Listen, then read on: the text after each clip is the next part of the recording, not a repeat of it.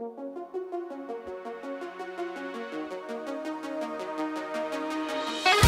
our next guest joining us tonight here on Punky's MixTape is hailing all the way from Newcastle, United Kingdom. I'd like everybody to welcome to the show, Lull. How we doing, guys? Hey, yeah, good, Punky. It's great. Yeah, really good. Great to be here. Well, good to have you guys here. Hope you're doing well in the future, because it's only the morning here for me, and it's already afternoon for you guys. So, hope you're doing well. Yeah, it's great. Nice warm weather in England at the minute. England's just won a soccer for you guys, but football for us. They've just won one of the games in the Euro competition, so we're all in high spirits over here, I think. Which team just won? England just beat Croatia 1-0. Nice. I'm honestly a little privy to Manchester United. Am you? That's just me. It's my brother-in-law. We watch football, soccer together. So, anyways, well, congratulations on the recent win. Really excited. I can't say the same for my Boston Bruins right now for hockey that just got knocked out of the playoffs. So, unfortunately, we're in different boats. You're celebrating, I'm mourning. But for my mixtapers that aren't familiar with Lull, we've gotten to know each other over the show over the last few months. We've rocked you guys a few times. This is the first time we've got to sit down with you. So for those who aren't familiar, introduce yourselves and tell us a little bit about the band. All right, well, I'll introduce us, I guess, guys. So, Lull started as kind of a solo project with just me sitting in my room writing songs during lockdown in the UK when coronavirus broke out. And it was originally under a name called Framework. And I met Jordan at work and got to know him well, found out he played guitar, asked him to come along and have a few jams. We got on really well. And Framework kind of fizzled out, and I came up with the name Lull, and some of the ideas that were had in Framework, I kind of rejigged them around a bit, came up with like a little fresh style of writing, and got Jordan's opinion on it, sent a few songs over, and we jammed a bit, and we just decided to go for it. We found Jordan and Martin go way back, they're really good friends, and we met for a little drink and a get together. Martin came over with his guitar and we jammed, and we all got on really well. And Jack, which is our drummer, who's not with us at the minute, I was really good friends with a guy called Patrick, who's in a band called Mind Crisis, and Jack was the drummer for that band. And when Mind Crisis broke up, Jack was a free agent, so I asked him if he did what we were doing. He was happy to come along and get to know us, and we all kind of just gelled really well, and that's what happened. We started writing during lockdown, sent the songs off to get mixed and mastered, and we just started putting music out, and it was going really well. It is going really well, sorry. We're getting quite a lot of good feedback, and it's been really fun. We've just played our first gig, and now we're kind of just sitting on more material and waiting to play further on down in the year. Well, that's awesome. That's really cool. Lot to unpack there. So I want to start off to Jordan and Martin. What did you guys think when you first kind of heard like some of the rough recordings coming from Grant? Like, what was your immediate thoughts? Like, were you like, oh fuck, I really got to get in on this, or what do you think? Pretty much. I mean, some of the early songs, for me, they really represented what I like to get out of music. So a lot of his lyrics and stuff were quite expressing just generally not being happy with the way that some things are in the world, if that makes sense. That really reflects the way that I see music, as a way of just getting that off your chest, especially things like Fed Up, Someone Don't Press Rewind. And I said to Grant straight away, I was like, you know, this is going to go somewhere. Let's work on that. See, I think it was slightly different for me because I started off on acoustic, and then when I've heard them play, I thought, well, I want to play a bit more live music. So, and then I got asked to play along with electric guitar. I've just picked up electric guitar. It's probably the first time I've played electric guitar. Yeah, But I've really enjoying it at the minute. That's awesome. So automatically you knew it was something that you wanted to be a part of. So Grant kind of lit the fire for everybody, and then everybody kind of fell into place from there, from getting Jordan, to obviously to get Martin, and then to Jack, who can't be here with us today. Hi Jack, who's watching the interview in the future. Hope you're doing well, bud. So you guys had pretty much been hitting the ground running from the moment that you guys heard the recordings, because God, it's been like what, 4, 5, 6 months now we've been talking back and forth, sharing songs and stuff like that, which has been awesome. You guys have been really busy, just at the turn of the year alone. What was tell us about the first bit of songs that you had put together, in the first couple of tracks. What was that like?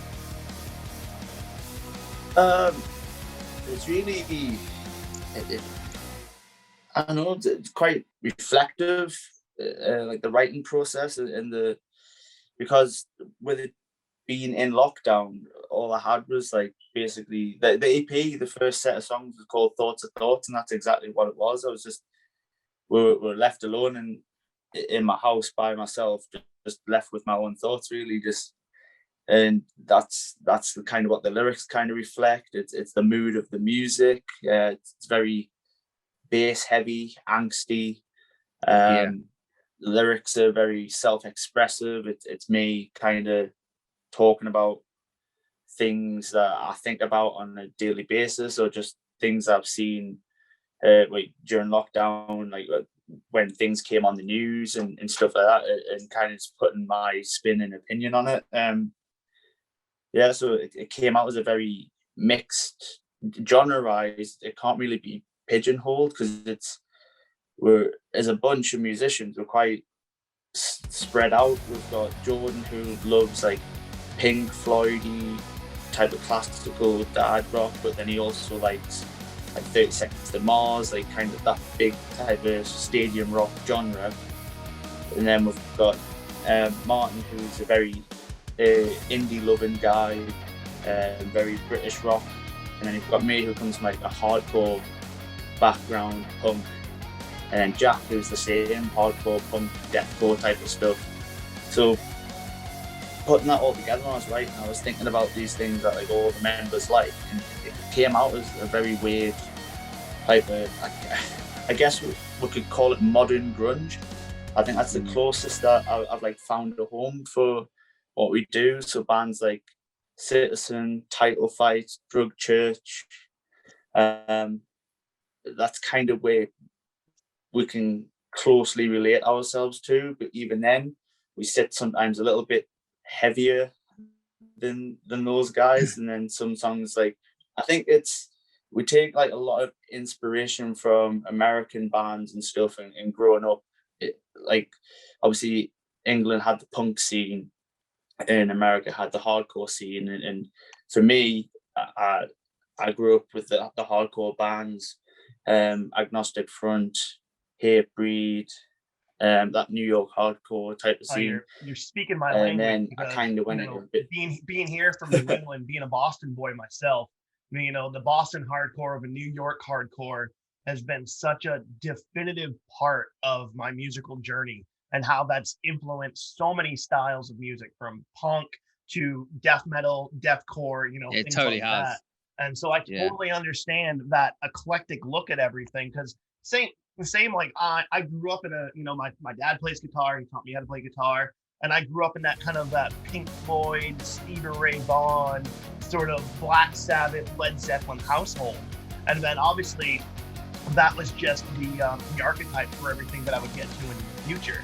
I personally think that type of diversity in a band, it's honestly, it's what a band needs, because there are so many. If everybody's favorite band was just say Hatebreed, well, you might end up coming off with like a Hatebreed clone, sounding a bit like Hatebreed, as compared to, I got influences from this, I got influences from that, I got influences from here. And that's what you guys get, your truly unique sound. You know, we get a lot of different bands on the show from all over the world, and a lot of them, you know, they do set up like we're really influenced by this, and you can tell. But with you guys, it's a little bit more eclectic, and I like that because you get little bits of the grunge or modern grunge, and little bits of post-punk and post-hardcore, and all kind of brought together. That is Lull.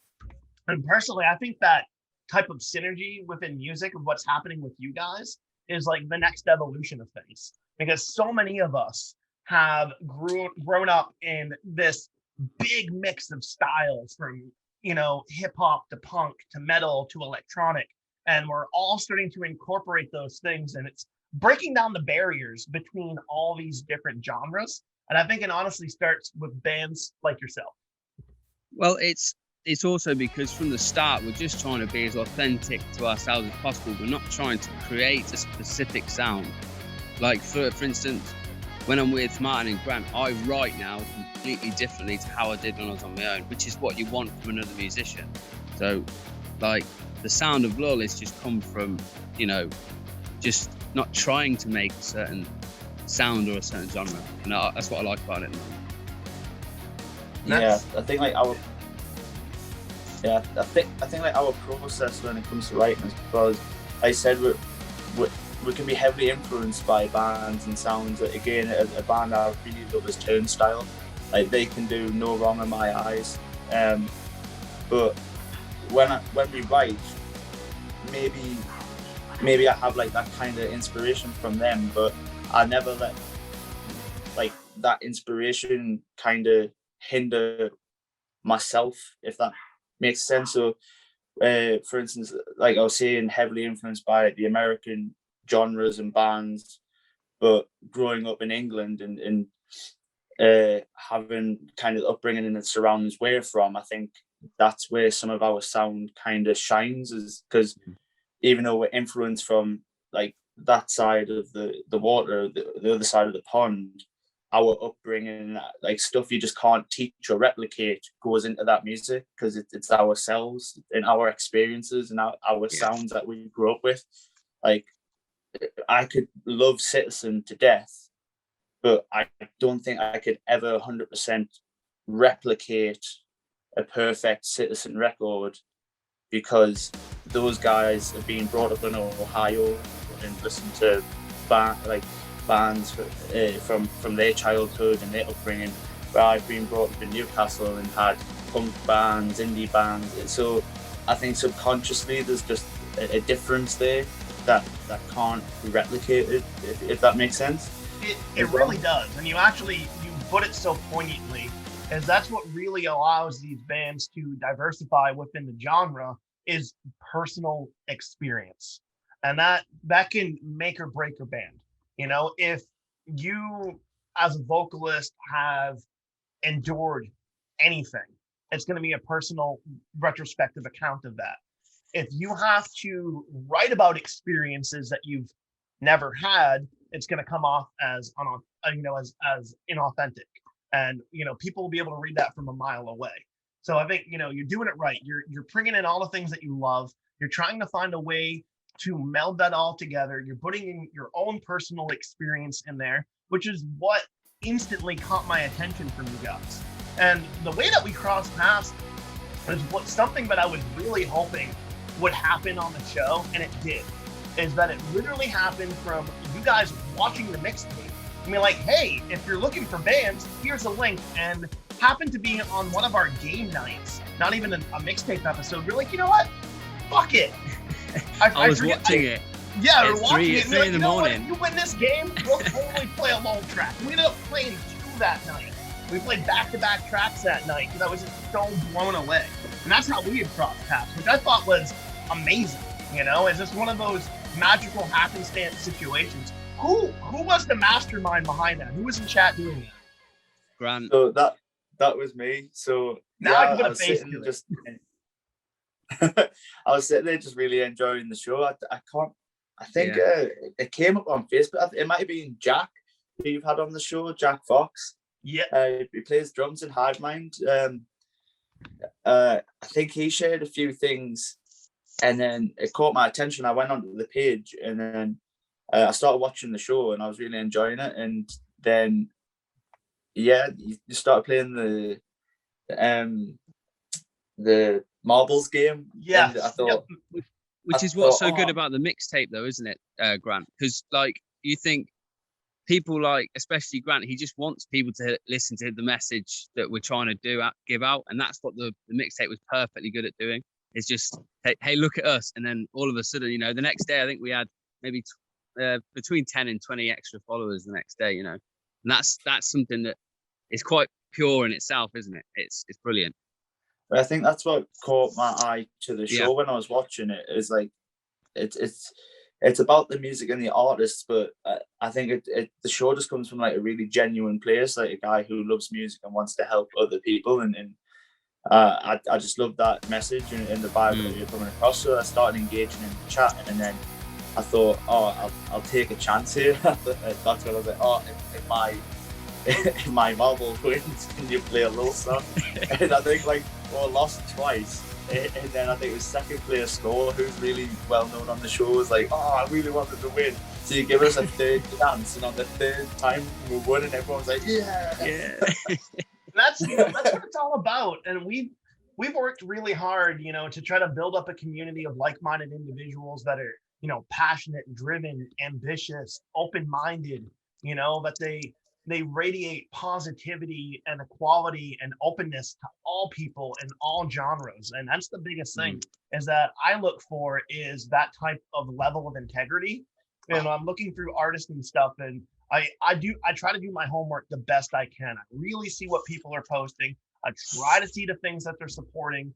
I've only had a few incidences over the year where I've had to reach back out and be like, you know what? We can't play you guys. Have a nice day, you know, just because they represented parts of society that we deeply, deeply disagree with. And that will happen, unfortunately, with sometimes with punk and metal. You know, there are two sides to every coin, unfortunately. But the people that we do have has been truly supportive. They're the type of people that really go out. Abby's got, you know, bands like you to their playlist, you know, and things like that, and really help get the word out there. And I think most of us can relate from playing in bands and projects over the years, myself, that sometimes you just want that reciprocity. And when we went so long without live music, you know, and one of the biggest things I miss is that kind of in between sets or the after the show talk, where you're sitting in the parking lot, you know, sitting on the back of the van, sitting on the trailer, hanging out, having a beer in the parking lot, which is usually frowned upon in most cities, but whatever. But, you know, you're sweaty, you're having a smoke, you're having a drink, and you're just shooting the shit, getting to know each other, artist to artist. And that was something that I truly missed. And one of the biggest motivating factors of starting the mixtape was to try to get that back, you know, that back and forth, because I found it to be far more revealing than, say, your standard point and blank Q&A interviews. You know, I'd rather everything be a conversation. It's also international, proven by this. You know, you can cross a lot of distance by doing it. Oh, absolutely. Way more than trying to just like get out the shows myself. Like, we've had guests from almost every single continent here. We've had submissions from every single inhabited continent on the United States. I mean, in the world, excuse me. Oh, and this big guy wants to make an appearance. This is Toki. This is my co-host. He wants to get in on the last couple episodes of the season. Hi, buddy. He also really wants lunch, but he can wait. I love you, bud. You can hang out. He's just gonna sit here and fuck with shit on my desk. All right, you're gonna. There we go. He's coming after that ball game, man. Yeah. Oh goodness. You know, but I'm really proud of what we've accomplished so far in year one. And then it's these types of back and forth where the organic connections that I've made, and like the truly random happenstance of you guys watching the show, liking it, interacting, getting yourself out there to now being a guest on there. It's the full circle that I was hoping for. So I'm really excited that you guys were able to come up and join us before the season ends. So first and foremost, thank you for just being yourselves, you know, because that spoke out to me. The way that you had contacted me, the way that you had gotten involved that just generally blew me away. I'm like, yep, this was the mixtape effect that I was looking to have. And you guys really helped solidify a lot of the goals that I wanted to achieve within the first year of the show. So thank you for that. Thank you, Yeah, too, man. very much. I think as well, just to add on that, I think your show lends itself to like you're saying, genuine artists that are working hard and are trying to get the music out there. It really lends its hand to that hard kind of working DIY attitude that stems from our type of genres, the punk, hardcore, post like pop punk type of scenes. Those bands that like are really kind of from grassroots. I think that's what kind of drew me to the show as well. Just the fact that it was so accessible and like really friendly to approach. And we as a band always try and strive to be accessible and as like happy to do anything for anyone as possible. I truly believe if you're a hardworking individual and you put out like what you want back, it should come back to you. So we're always courteous when we rock up the shows. If any band needs a hand with kit or setting up, we're always there to lend a hand. We're always saying our please and thank yous, making sure that everyone's recognised for the hard work that they do, and in hopes that it turns around and shines upon us. There's always that saying as well, like just be courteous to everyone who you meet, because no matter where you end up in life, if you're going up, it's the same people that you're going to see when you're coming down. You know, if it happens for us. So I think that's our big ethos as a band, just being really wholehearted and just nice people, and hoping that it reflects back on us. And it definitely has caught my attention, because that's the way that I was raised. You know, is that you catch more flies with honey than you do with vinegar. You know, sometimes it is not easy to be the bigger person, to be the kinder person, but it's what is needed more than ever right now. Now, you guys mentioned earlier you had finally got to play your first show. What was that like? Oh, I loved it. Yeah, it was great. I think it was like such a Loud. release. Yeah, loud, really loud. Loud. Yeah. We cranked it up, yeah. Very nerve-wracking. There's always going to be nerves on that first show in, but how did it go? Was it a good time? Yeah, it was great. It was kind of like a mixed show. It was a showcase. It was our first time with the local promoters, so he just kind of chucked us on the show with a few different genres. And there's a local band called Avarice, who are like a really grungy metally band, and they played just before us. So I think we had a nice little sweet spot where the crowd was broken into a bit of a heavier music. And yeah, we came on and everyone was loving it. Surprisingly, it was just a great vibe. Like I said, just such a release that like because as musicians as well, like we haven't had a project in a long time, so we'd always sit and write. And I don't think like for me, I never stopped writing. I'm always behind the computer recording and stuff. And one of the downsides for music for me sometimes is I love the writing process so much that I'll have loads of stuff that I just want to get out there, and then just nothing happens with it. So trying to be back into a project and in the rehearsal rooms and that, coming forward and then getting back on the stage after probably about a 2-year layoff or something, it was great. It was a great release. I think our next show, we're really looking forward to that. I think the only issue is because in England at the minute, we've still got some COVID restrictions, so our genre and our music, we really love the thought of people engaging and getting up and being able to jump and get in the pit and sing along and shout to the music. But with some of the restrictions at the moment in the UK, you kind of have to stay seated with tables of 6, and you can't sing along or dance.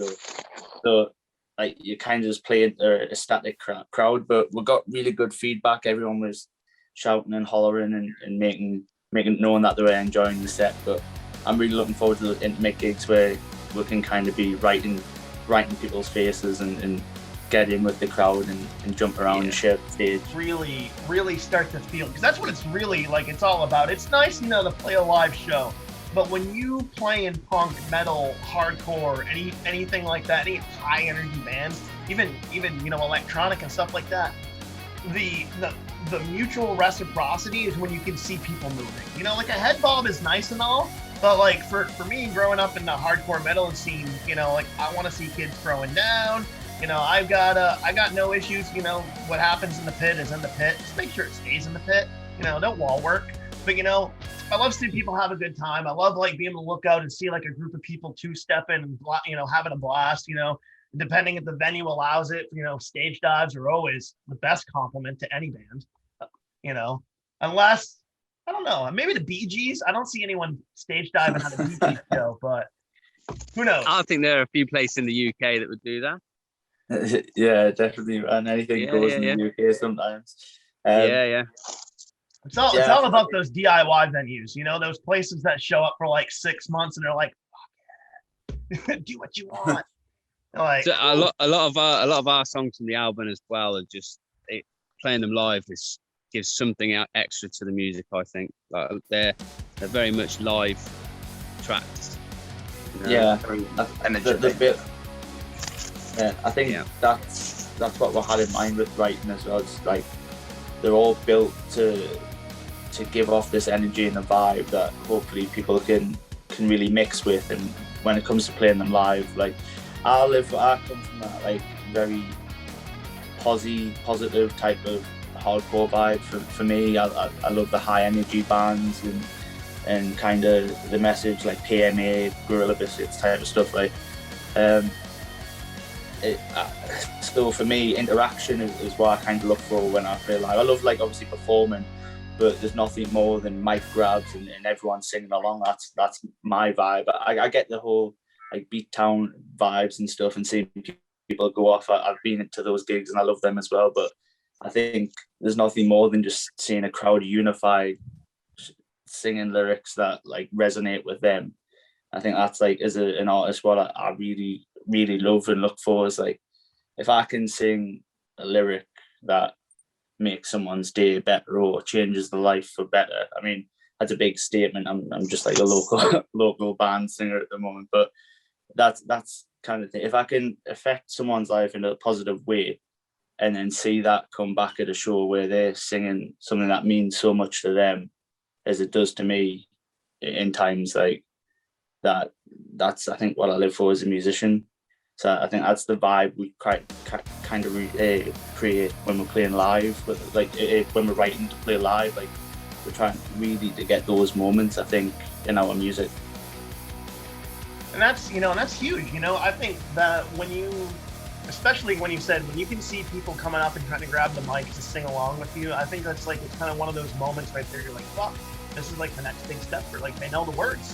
They know not only do they know the words, they desperately are trying to dogpile up in order to get that microphone, even just to get a syllable in there. And there are a few bands that I absolutely was that way for. I mean, fuck, dude. Anytime I saw the Dillinger Escape Plan, it was a mad dash for the front to try to grab Greg's mic. I'm a huge Dillinger fan. Love that band.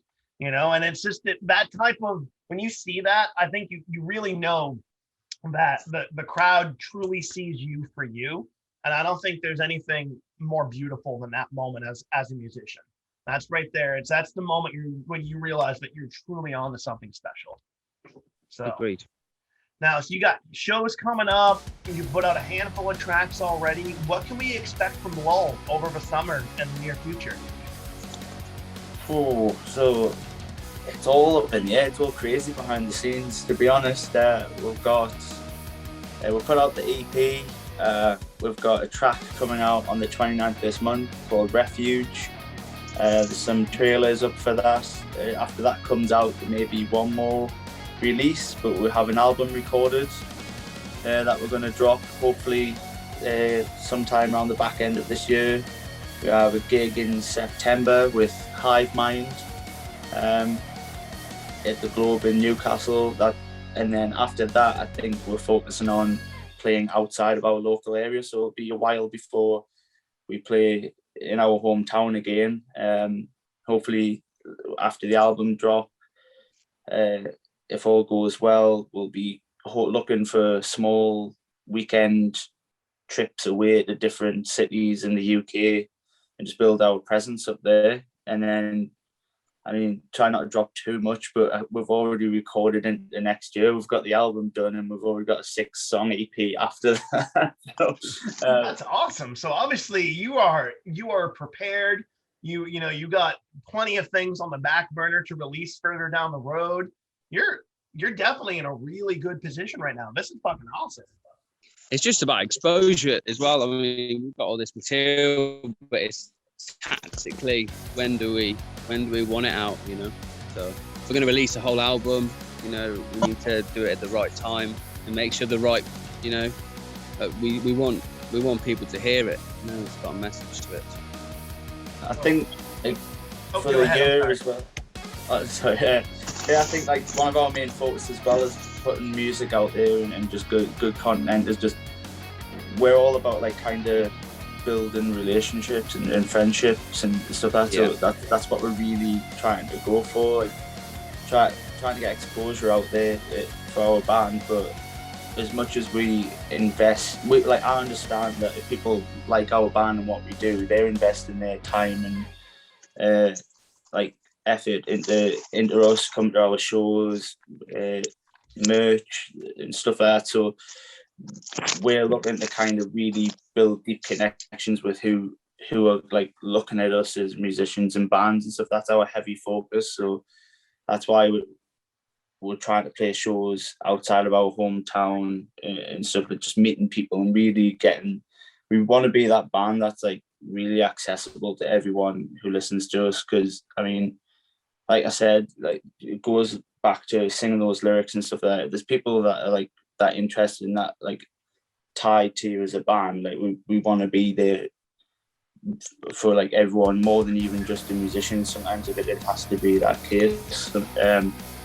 That's our main focus. I think just really trying to shed a positive thing into the world. Like I can't really put it into words what we're trying to do, really, because it's just so like coming from ourselves. You know what I mean? It's so big what I'm trying to say, but yeah, that's the focus, I guess. Just building really positive, strong connections with musicians, fans, friends, and just becoming more than just a band, I guess, if that makes sense. Building a family, you know, and that's what it's all about, you know, because music is a great unifier of all people from all walks of life. Doesn't matter, you know, and that's what it's all about. And I think you're doing it the right way. You really are.